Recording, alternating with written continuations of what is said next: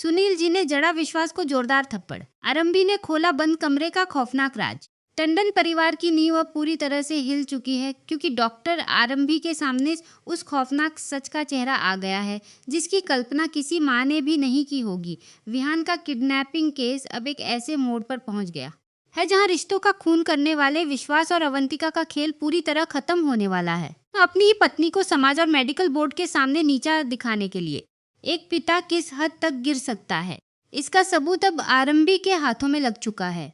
विश्वास ने अपनी दूसरी पत्नी यानी अवंतिका के साथ मिलकर अपने ही 7 साल के सगे बेटे विहान को गायब करने की घिनौनी साजिश रची थी ताकि आरंभी को मानसिक रूप से इस कदर तोड़ दिया जाए कि वो टंडन हॉस्पिटल की को-फाउंडर कुनिका जी के पोते ध्रुव चावला के केस में ऐसी बड़ी लापरवाही कर बैठे जिससे उसका डॉक्टर बनने का सपना हमेशा के लिए दफन हो जाए। शाम के वक्त जब डिम्पल और सुनील जी पूरे लाड प्यार से विहान को खाना खिलाने के लिए ढूंढ रहे थे तब टंडन हाउस के कोने कोने सिर्फ सन्नाटा पसरा हुआ था क्योंकि विहान वहां था ही नहीं। पूरा परिवार हॉल में इकट्ठा होकर आरंभी पर सवालों की बौछार कर रहा था।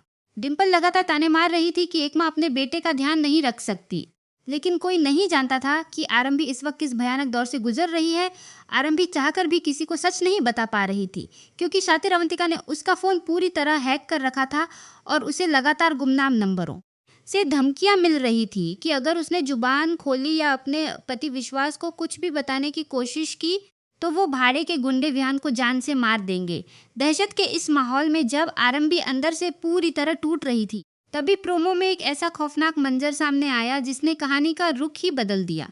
आरंभी घबराहट में विश्वास के पास जाती है, उसका हाथ पकड़कर उसे झकझोरती है और रोते हुए कहती है कि उनका बेटा विहान किडनैप हो चुका है। ये सुनते ही कमरे के बाहर खड़ी अवंतिका के पैरों तले जमीन खिसक जाती है और वो तुरंत अपने सीक्रेट कीपैड मोबाइल से आरंभी को एक और धमकी भरा मैसेज भेजती है कि वो तुरंत खामोश हो जाए वरना अंजाम भुगतने के लिए तैयार रहे।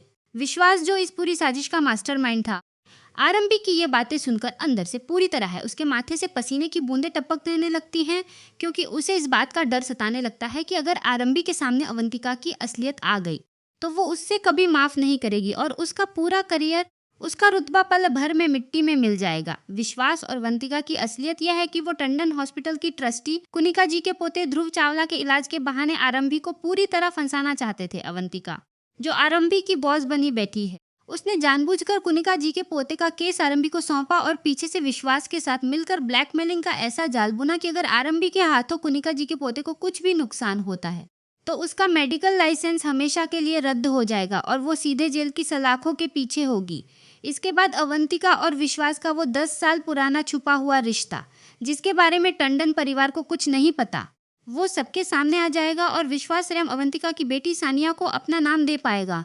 लेकिन विश्वास और अवंतिका यह भूल गए कि एक माँ की ममते और उसकी ताकत के आगे पूरी दुनिया झुक जाती है। आरंभी का मातृत्व उसे कमजोर करने के बजाय एक ढाल बन जाता है। उसे धीरे धीरे अवंतिका की हरकतों पर गहरा शक होने लगता है। जब अवंतिका अपने कमरे के बाथरूम में नहाने जाती है तब आरंभी बिना एक पल गंवाए दबे पांव उसके कमरे में दाखिल होती है। आरंभी की नजर बेड पर पड़े अवंतिका के फोन पर पड़ती है, जिसे चेक करते ही उसके होश उड़ जाते हैं।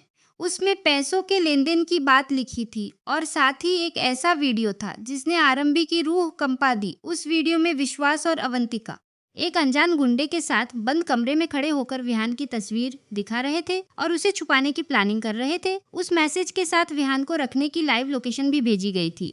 इतना ही नहीं, आरंभी की नजर वहीं पास में पड़े उस खुफिया कीपैड फोन पर भी पड़ती है जिससे अवंतिका रूप बदलकर आरंभी को डरा रही थी।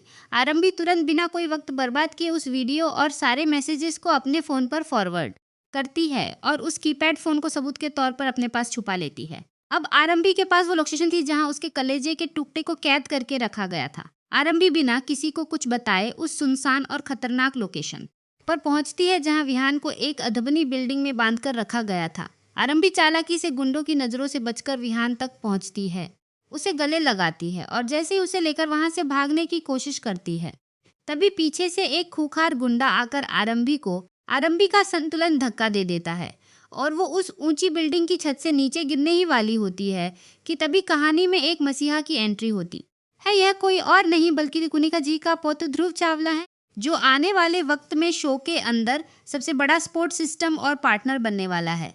ध्रुव सही वक्त पर पहुंचकर हवा में लटकती आरंभी का हाथ थाम लेता है और अपनी पूरी ताकत लगाकर उसे और विहान को मौत के मुंह से बाहर खींच लाता है। आरंभी ध्रुव का शुक्रिया अदा करती है, को सुरक्षित लेकर टंडन हाउस की तरफ रवाना होती है।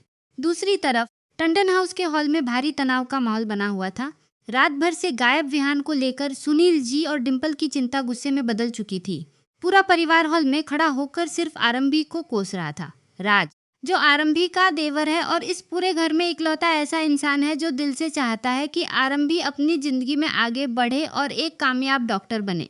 वो लगातार अपनी माँ पिता सुनील जी को समझाने की कोशिश कर रहा था कि आरंभी भाभी कभी विहान को अकेला नहीं छोड़ सकती, जरूर कोई बहुत बड़ी बात हुई है। लेकिन डिम्पल सुनील जी टंडन हाउस के पुराने ढर्रे पर चलते हुए सिर्फ तानों की बौछार कर रहे थे कि जो औरत अपने घर और बच्चे को नहीं संभाल सकती।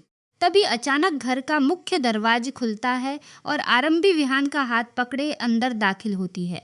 विहान को सही सलामत देखकर विश्वास और अवंतिका के पैरों तले जमीन खिसक जाती है।